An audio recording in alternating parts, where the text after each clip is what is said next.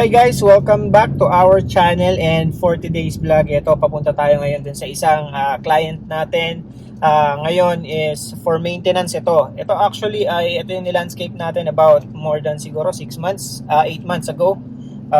Kasi parang last December natin to nilandscape. So yun. So ito yung first ever na maintenance na gagawin natin. Pero syempre kasi mini-maintain din naman nila sigurado yon. Papakita natin sa inyo kung ano yung naging resulta noong, or kung gaano nakakapal kalago yung mga halaman nila after noong 8 months na nagdaan. So nung first na nilandscape natin tong anong to. So yan, and makikita nyo kung ano na yung ano ng mga halaman, kung ano na kalagayan ng mga halaman. Ang isang ano mo lang kasi dito sa mga to, sa mga halaman natin, kapag ka talagang na-maintain mo yung mga plants, yung mga nilandscape mo, hindi ka, kumbaga parang worth it yung ano mo, yung ibinayad mo doon sa pagpapalandscape, kasi talagang makikita mo na mabubuhay at gaganda yung mga halaman. O doon, may mga additional orders sa atin si sir na yun, kasama na rin sa deliver. O yan, pakita natin mamaya sa inyo pagdating natin doon sa site. So ayan, nandito na po tayo ngayon dun sa area na i-maintain pala natin. And ayan, makikita nyo yung pole bamboo na yan.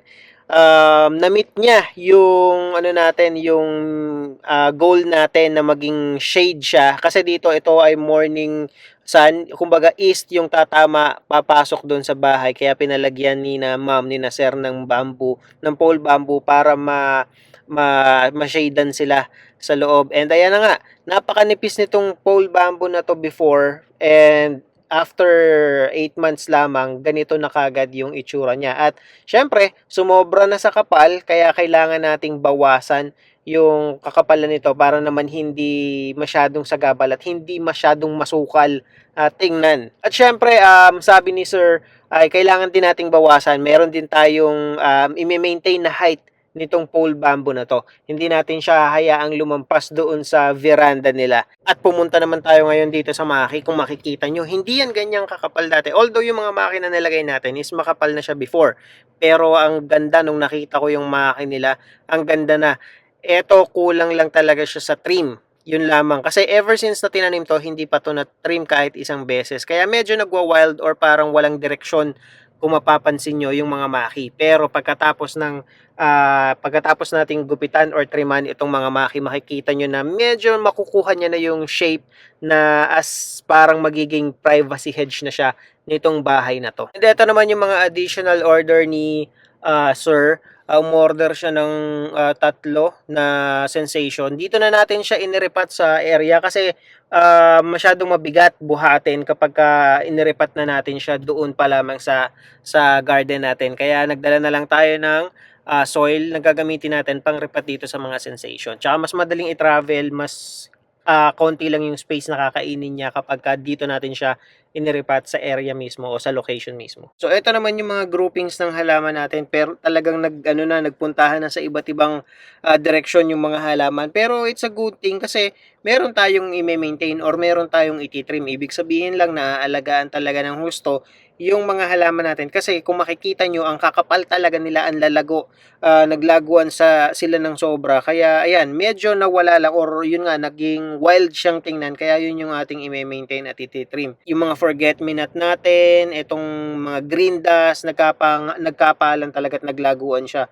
Ang pinaka naging worry ko na lang dito is itong oliva, kasi napakaraming aphids ang namahay dito sa oliva, kaya kung mapapansin nyo ay naging brown yung mga dahon niya. Pero nung sinilip naman namin ito is buhay pa naman siya, tsaka may mga bagong sibol naman siya na mga dahon. So yun, tatanggalin lang natin yung mga lumang dahon niya, yung mga patay na dahon niya, kasi punong-puno talaga to ng aphids. And susunod dito ay isprayan naman natin siya ng pesticide para hindi na kumalat or mabawasan natin yung aphids at makarecover itong ating sago palm na nakatanim dito. Buti na lang yung mga bago niyang dahon is healthy pa naman at kokonti pa yung hindi pa siya talagang todo apektado noong mga aphids na meron sa halamang ito. Dito naman, ayan, tinitrim na natin yung maki. Nagkakaroon na siya ng korte, nagkakaroon na ng shape.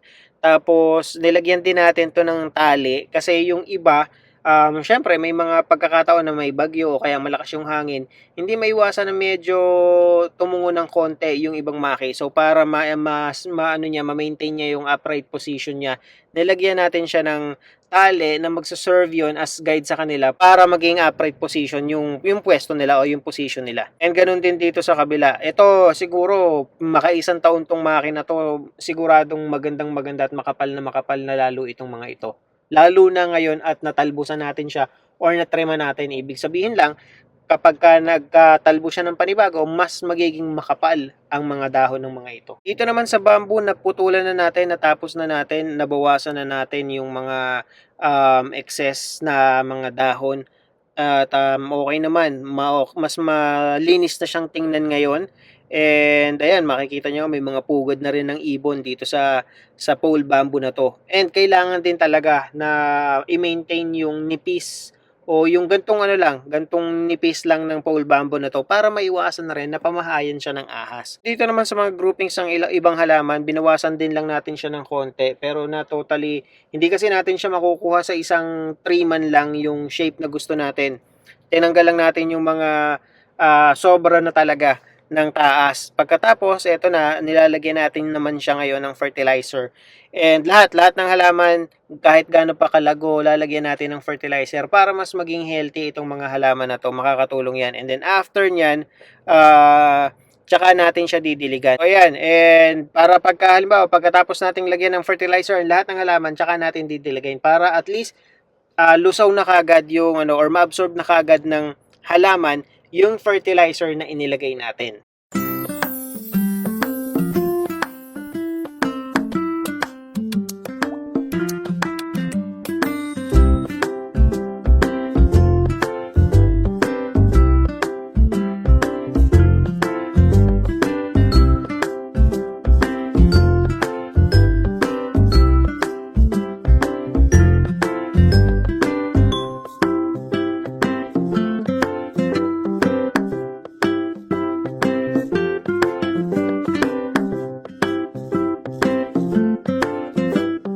At pagkatapos nga nating lagyan ng fertilizer ang ating mga halaman, ngayon naman ay nag-i-spray tayo ng pesticide. And ayan, makikita nyo, iba na kagad ang itsura at resulta noong ating na-trim na mga maki. Konti pa at magiging na yan, parang magkaka-connect na or parang magiging isang halaman na lang tong mga maki na to.